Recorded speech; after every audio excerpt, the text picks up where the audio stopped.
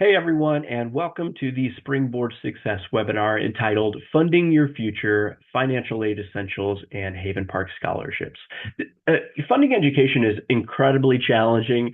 It's expensive, right? And it's a bit of a mystery, especially if you're a first generation college student, the one in your family kind of handling this. There's a lot of questions you might have. There's a lot of complicated jargon that goes along with it. And I hope that this webinar provide some answers to you and your family as you go about this journey of education. So a little bit about myself, just so you don't feel like you're hearing from a complete stranger over the course of this webinar. Again, my name is Dr. Jason Hale, and I'm the Director of Education Success here at Havenpark Communities. I actually grew up in a manufactured housing community in a small rural town in Ohio, raised by a single parent, and I was a first-generation college student myself. After graduating, then I worked in college admissions for about 12 years at a number of institutions across the country, and then worked as a high school counselor in Southern California for 3 years. Joined the Havenpark team in 2021 with the creation of this education success program. And I'm currently based in Tennessee, and I live with my wife and two young kiddos who are now 7 and 5. Time flies by. Let's talk a little bit about just the overview today. So we're going to talk about just how do you go about applying for financial aid, the types of aid that you might be eligible for, what is the CSS profile, cost comparison, some unique programs like the WUI, the MSE, and the Academic Common Market, and our own Havenpark Communities Academic Scholarship, also known as the J. Anthony Antonelli Scholarship. So let's just talk about cost of attendance. A lot of times, if you're speaking with college representatives and my time working in admissions, or you're, visiting college websites, you might say, what are the tuition and fees? That's often a question that students would ask me. What are the tuition and fees? But the more important question that you should be asking is, what is the total cost of attendance? Because the cost of education is more than just tuition and fees oftentimes, right? There is room and board if you're going to be living on campus at that institution, if you're going to be having a meal plan. Some institutions require you to do those things. The cost of books, the cost of supplies, lab materials, potentially college textbooks, which are pretty expensive these days. Also, transportation. Are you going to be commuting? Are you going to be driving in your own car? Are you going to be taking public transportation? And then in just any personal and miscellaneous expenses, right? You're a college student. You may want to go out and hang out with friends, right? You may need to purchase additional things for some of your classes. So the total cost of attendance is what we're oftentimes looking for. And these numbers are often generated on individual college and university websites. So how do we actually apply for financial aid? Well, the website is pretty easy, and this is through federal funding. It's www.fafsa.gov, and we call that the FAFSA, which stands for the Free Application for Federal Student Aid. And yeah, you heard that right, free application for federal student aid. No one should have to pay to complete this form. And you notice the web address is www.fafsa.gov. There is a fafsa.com. Sometimes folks will click on that. I believe it actually does allow you to submit the FAFSA, but it does charge you. So do not go to fafsa.com, go to fafsa.gov. This opens up every December. So it's currently open up now in December 2025 for this next cycle. So when you're considering applying for financial aid through the federal government, and you are a high school senior, for example, this year, or you are a current college student, or maybe you're an adult learner who's thinking about coming back to school after some time, you're targeting really with this upcoming financial aid cycle, you're targeting the academic year of fall 2026 and spring 2027. So again, that's typically taking place in August or September of 2026. That's what you're applying for with this new application cycle that's opening up. So with the FAFSA, you can indicate up to 10 schools. So if you're a high school senior and you're just not quite sure where you're going to attend yet, that's absolutely fine. You can indicate up to 10 schools on your FAFSA document and have the FAFSA data set to those institutions. For non-citizens, alien registration or permanent resident cards are required to complete. Schools may send responses via mail or email. That's also important to note. Needed information. The student and the parent will need a federal student ID, or what is known as an FSA ID. Cannot be the same email address. So make sure your parent has a separate email address. And where you actually go to create this is fsaid.ed.gov. And think of this as kind of like your password, your own identification with the federal government when completing this document. So this is going to be something that you're going to use and you're going to use every single year. So make sure you keep that data, that FSA ID, in a drawer or somewhere hidden and safe, in a lockbox or wherever, somewhere where you can access it every year when you complete this FAFSA in December or January each year. You'll also need your social security numbers, your student's driver's license number, family income, and W-2 figure. And then the student aid index, just a quick note here is a couple years ago, they made some larger changes to the FAFSA. They're in general, they're trying to create a FAFSA, a document that's easier to complete. It's in general, the FAFSA can be a bit overwhelming for students and families, but over the last 2-3 years, they've really worked to try to pare that down a little bit, make it a little more understandable and easier to complete. But one of the changes is they've changed the student aid index and has now replaced what was known as the EFC, or the expected family contribution. And this is essentially a calculation that the federal government uses as they're trying to figure out how much they think you and your family may be able to contribute to your own education. The types of aid. So there's free money, right? Everyone loves that. There's earned money, right? And there's borrowed money. So we're going to talk about each of these three options. Free money, scholarships. Oftentimes these are offered through colleges or universities themselves, and then they're also offered through outside organizations like civic organizations, religious organizations, websites. So for example, outside organization, the Havenpark Communities Academic Scholarship would be considered one of these outside scholarships. And then, oftentimes when you're submitting an admission application to a college or university, they may have a separate scholarship application for consideration, or your admission application may also double as your scholarship application. That's important that you ask them and your admissions counselors, you're working closely with them. What's important here is these do not have to be repaid. So everybody loves that free money, right? Everyone loves scholarships. There's also a number of third-party websites out there, like Scholarship Owl, I believe is one. Kaleidoscope, that's where you'll find our scholarship, but that's also where you'll find some additional external scholarships. Fastweb.com, those are all reputable scholarship websites that you can search for various external scholarship or outside scholarship awards that you can apply to just about any institution across the United States, unless there are stipulations as noted by that scholarship. Additional free money, so grants based on need. The free application for federal student aid, the FAFSA, that's what you'll complete. And that's why you're trying to complete the FAFSA, is to find out, will you qualify for any federal funds, any federal grants? And again, this is a fantastic service that our country provides. And what's important here is that, again, grants do not have to be repaid. There are two different types of grants: the federal grants, the Pell Grant is the most common grant, and then the SEOG, or the Supplemental Education Opportunity Grant. So the amounts of these may be determined depending on how much essentially your family may or may not be able to contribute to your college education.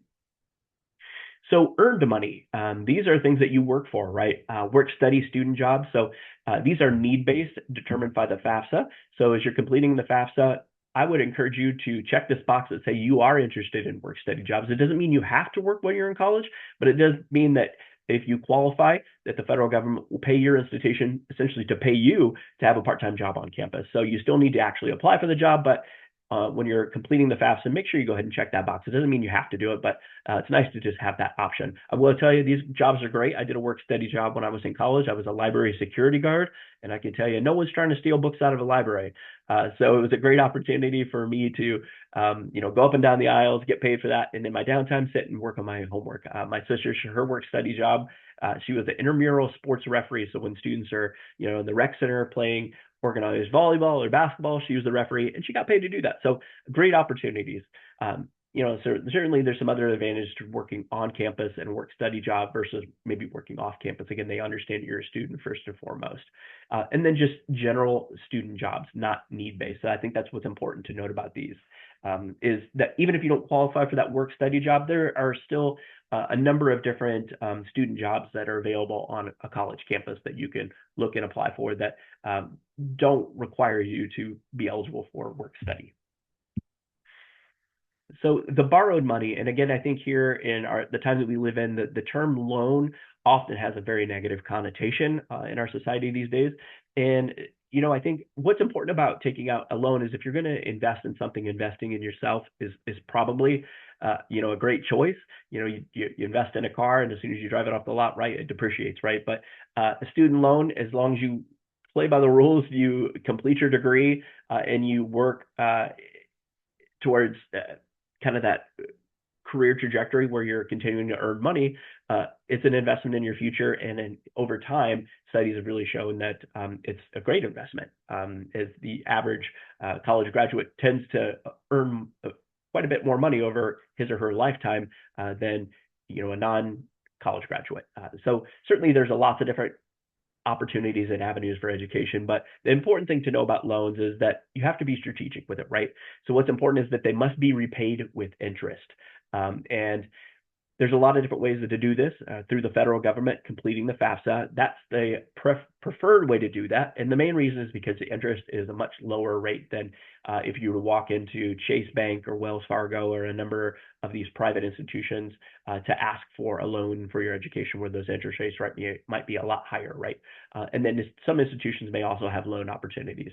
But again, federal loans tend to have the lower fixed interest rates, flexible repayment options based on your income afterwards, and then benefits that you really won't find elsewhere. So going with the FAFSA and going with federal money for investing in your education is a way better and a smarter option than doing private loan opportunities. So certainly if you can avoid that, I would highly recommend that. And I think what's important to know about taking out loans is only take out as much as you need. And oftentimes that's where people rack up debt, is they take out more money than they need. So you work closely with your academic advisor. And certainly, I fell victim to this as a first generation college student. I just didn't understand. So when you're working with your academic advisor, you're working with a financial aid officer, there's nothing wrong with sitting down with those individuals and helping them, asking them to help you make sense of your financial aid package and how much you should take out in loans. They can help you figure that out. So additional loans, direct subsidized loan, these are the types that you could qualify for. So these are for undergraduate study, and interest is paid by the U.S. Department of Education while you are in school. Direct unsubsidized loan for undergraduate and graduate students if you're pursuing a professional degree, master's, doctorate, whatever it may be. What's important here is that the borrower is responsible for all interest. So obviously, if you're an undergraduate, direct subsidized is the best route for you to go. And federal direct plus loan for parents or legal guardians of dependent undergraduates determined by creditworthiness. So this is one that your parent borrows in his or her name, and then can essentially contribute that cash directly to the institution for your college education. So the borrowers are responsible for all the interest on that, and parents may borrow up to the full cost of the education. So this is, again, one that you want to be careful with, and you want to work with your family to make sure that they feel comfortable with that, and you work with your financial aid office to explore this as an option if need be. So let's kind of walk through the timeline, right? You complete the FAFSA and sign with the FSA ID. You'll indicate your institutions on there. Typically, if you're planning to go to school the next fall, so let's say this upcoming cycle, you want to go to school in fall in 2026, you're completing the FAFSA in December of 2025 or in January, February. Those are the ideal time periods, that 3-month window. Certainly the FAFSA will remain open for the 2026 academic year all the way through the spring and through the summer, but sometimes institutional scholarships, aid, sometimes state aid is also taken into consideration with FAFSA. And a lot of times those states ask you to complete your FAFSA by February 1st or March 1st. So make sure that you're working closely and checking out some of the grant opportunities in your own state to figure out what the timeline is for FAFSA completion. So ideally, in my mind, I would just say try to complete the FAFSA in December, January. Those are kind of the two primary months. In February should be okay for the majority of these things, but just kind of watch these closely. So you complete the FAFSA during that time period. It's processed during that time period. Student receives an email with a report, that SAR, essentially what they call it, student aid report. The colleges receive information if they are listed on the FAFSA. So typically the institutions will get this, and depending on when you complete this, the FAFSA, March, April typically is when the institutions get this. Move on to the next step. So the colleges then communicate with the student if there's any missing documents that they need to submit. Student submits any missing documents, and then the colleges assemble these award packages and send these directly to admitted students. So as you're completing your admission applications to these institutions, you're completing your FAFSA, just continue to watch your email, and you'll want to do that quite often, and make sure that you have a nice professional email account that you're checking every day. And in March, April, oftentimes this is when these award packages are going to be sent to you, an email from your institution. You'll go into that college's portal and take a gander at that, and it'll give you a better understanding of what you may be eligible for, and what aid or what funds you're going to have to come up with by yourself. So let's talk a little bit about the FAFSA. That's the federal document versus the CSS profile. So the FAFSA, again, provides federal grants, loans, and other types of government assistance. The CSS profile is an application that universities use to gauge how much non-federal aid you may need. So oftentimes these are private institutions that ask for the CSS profile, oftentimes private four-year institutions. So not all institutions are going to use this, but oftentimes if you're applying to a private institution, they're going to want to know essentially what more information about your family's finances. Oftentimes it's because sometimes these private institutions have a higher sticker price for attendance. So they want to see, okay, well, beyond the FAFSA, what other funding or what other aid opportunities are your family going to have? So they can try to make up the difference if need be. And sometimes they have a little bit more flexibility. So sometimes you might look at a private institution, you say, whoa, that sticker price looks much higher than my public institution. But the CSS profile helps those institutions say, okay, well, we can help contribute a little bit more and bring that cost down, and make it at least competitive with a public institution. In some cases, maybe even lower cost of attendance. So know that every institution is also required to keep on their website what's called a net price calculator. And again, essentially that's the overall sticker price minus any gift aid, any scholarships that you may qualify for, to equal what the actual net price. And really, this became a requirement quite a few years ago to help provide more transparency in the process, so that families had a better understanding of really how much college was going to cost them. So certainly you can work on the cost comparison and the net price calculators on each of these college university websites to give you a general idea. And certainly it's not going to be the final total, but it will give you some estimate. Some additional programs, the Western Undergraduate Exchange, or the WUI for students who live out in the West Coast. Essentially, this is almost like an opportunity where you may be able to get in-state tuition at an out-of-state institution, or at least, if not in-state tuition, a reduced out-of-state tuition fee. And oftentimes these are tied to academic programs. So for example, if you are exploring a particular major and they don't have that major in your state, you might be able to receive in-state or reduced out-of-state tuition at a neighboring institution. So you can see the website to explore this. While working in California at a high school, I had a lot of California students who would explore out-of-state institutions who participated in the WUI, the Western Undergraduate Exchange, and would kind of go all over at a reduced tuition rate. So if you're thinking, I'd love to be able to go out-of-state tuition, or I'd love to be able to go out-of-state for college, but the out-of-state tuition fee may be a little bit daunting for you and your family, you could explore some of these out-of-state tuition, reduced tuition rate programs like the WUI if you're living in the West Coast. If you're living in the Midwest, a similar program is called the Midwest Student Exchange. You can do a Google search for this.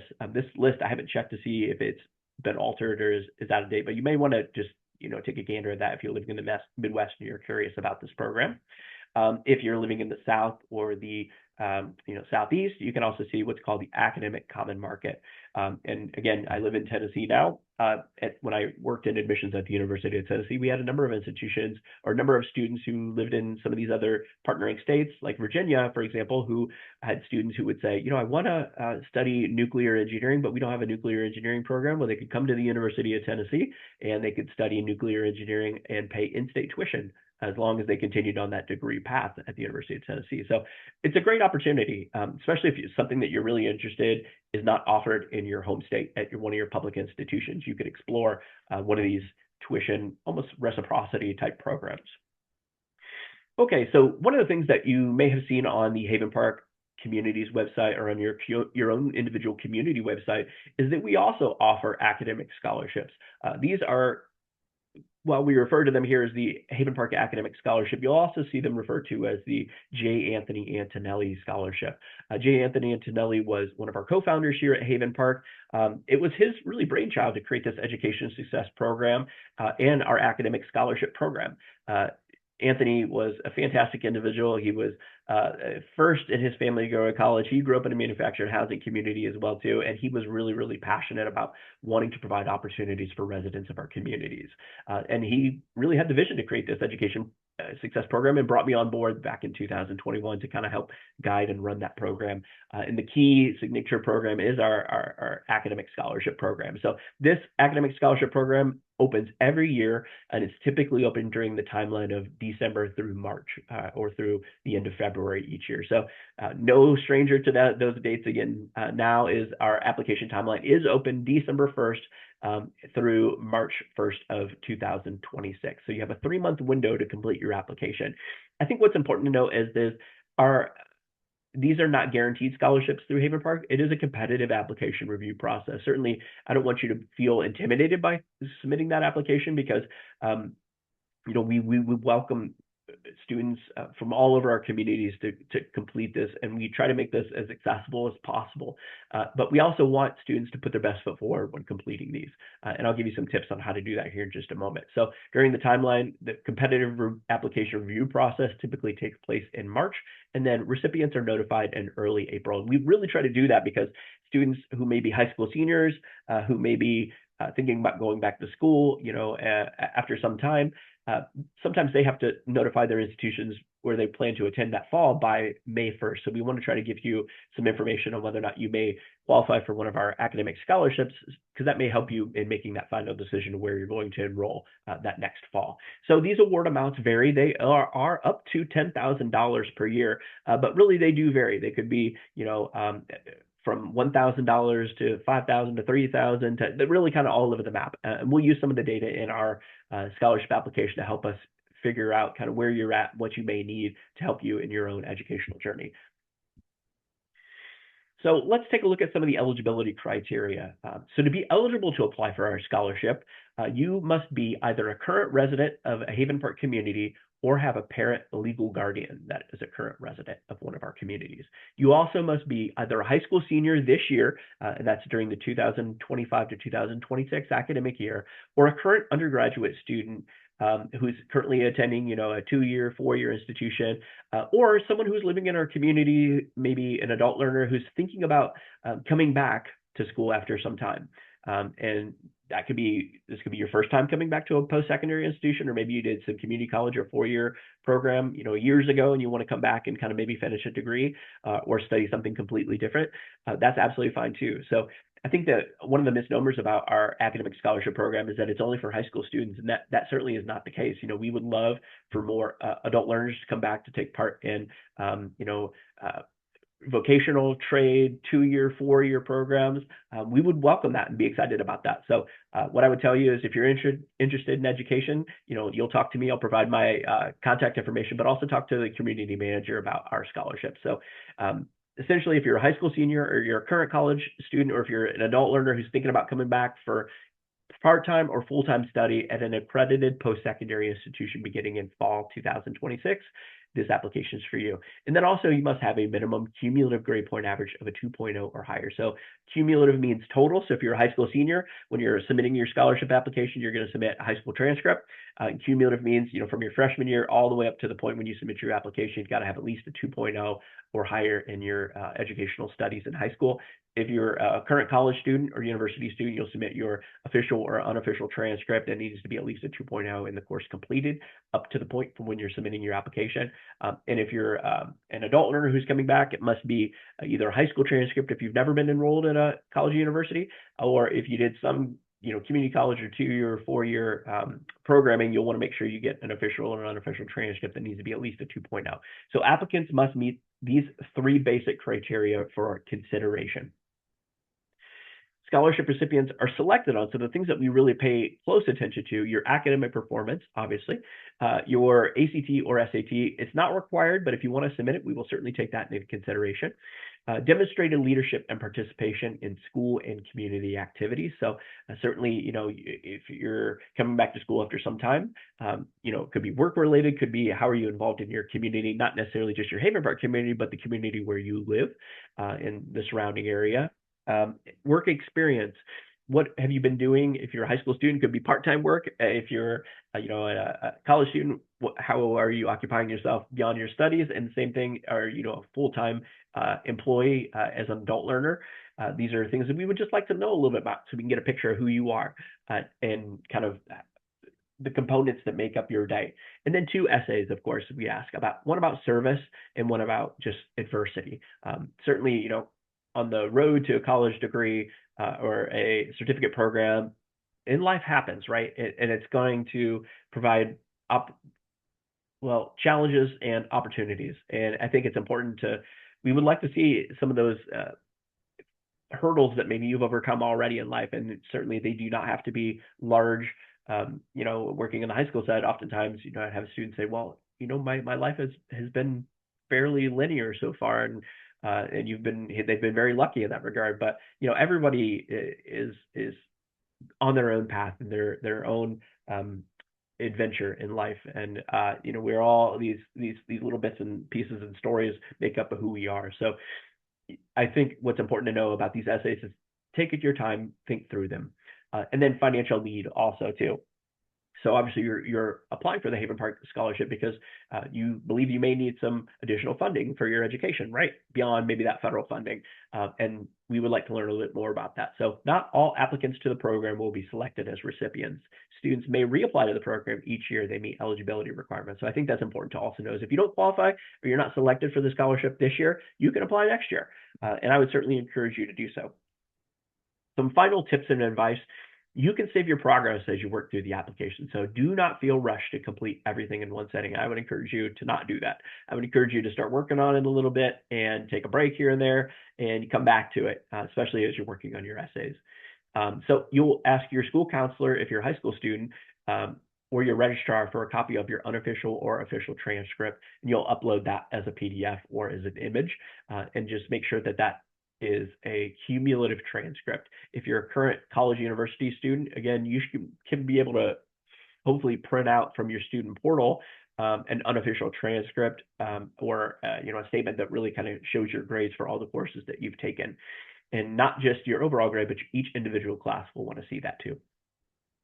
And then I would just encourage you, again, take your time with your essays, tell your story. When you think about your college application, your essays are your one place where you really get to have a voice. And it's kind of true of our scholarship application as well, too. Your essays is where you get to tell us who you are. Tell us a bit more about your story. And then I would just tell you, don't wait until the last day to submit your application. Technology, we all love it, but at the same time, too, sometimes it can be a headache. Sometimes things can go down. Sometimes things can crash. So do not wait until the last day to submit your application. You can work on it, save your progress, and just make sure you give yourself a bit of grace with your dates before you actually have to submit. Don't wait until that last minute. So certainly you can actually access our application directly from the Havenpark Community's education website. You're also if you find our flyers in your community or our community poster, there's a QR code there that will take you directly to the scholarship application, which is hosted through the company Kaleidoscope. Kaleidoscope is a scholarship management website, and we work with them to house our scholarship. So you'll click on that QR code either through the poster or flyer that you receive in your community, or if you find your way here on the education, Havenpark Community's education side, or the academic scholarship page, you can find that and access that too. So I think what I would just leave you with is, again, don't hesitate to contact me if you have questions. I think what's important to know is I love and I just really enjoy working with you as residents and helping you with your own educational planning. So my passion really, truly is college access, and my priority is helping you achieve your educational goals. So hopefully you got the sense to just listen to me rant and rave here that, I'm not intimidating. And if you have any questions, my contact information is right here. You'll see my email address. It's just education@havenparkmgmt.com. So I would just like to give a little bit of credit here to the Regional Admission Counselors of California, where I was able to kind of borrow some of their slides for this presentation. It was an organization that I participated in when I did some regional admission work in California. And I would just say thank you so much, and bet on yourself, and take a chance and apply for our Havenpark scholarship, and wish you the best of luck in your own educational journeys. So thank you so much. Have a great rest of your day, and God bless.